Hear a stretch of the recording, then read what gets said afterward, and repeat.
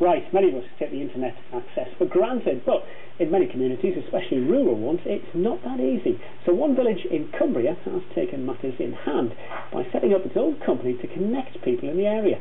On the day, the BBC has launched its First Click campaign, which aims to get people online who haven't used the internet before. Alison Freeman went to meet them. The pretty village of Great Asby. But behind the church bell tower there lurks a secret, one of the aerials which enables this rural community to link to broadband. It's part of a Wi-Fi system that they run themselves, enabled by a broadband cable initially installed for the village school.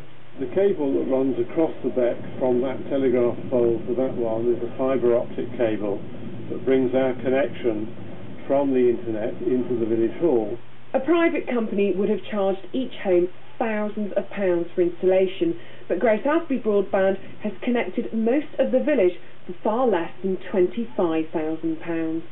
Among those to benefit is independent financial advisor David Birkbeck. He's been able to modernise and maintain his business thanks to the advances. I went to the local school. I want my children to go to the local school. It's a wonderful place to work, it's a wonderful place to be brought up, and really to enable me to continue this lifestyle is dependent on having a reliable, robust broadband.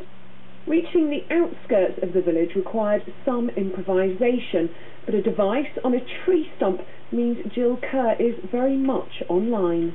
It allows us to keep in touch with grandchildren, the young family. They know who we are, we can speak to them on a frequent basis, we can see them on a frequent basis, and we don't feel excluded from the family loop. It does require a lot of effort, and it requires a lot of support from people in the community, but that's always been forthcoming, and I'd like to think that they get rewarded with a good broadband service. Alison Freeman, BBC Look North, Great Asby.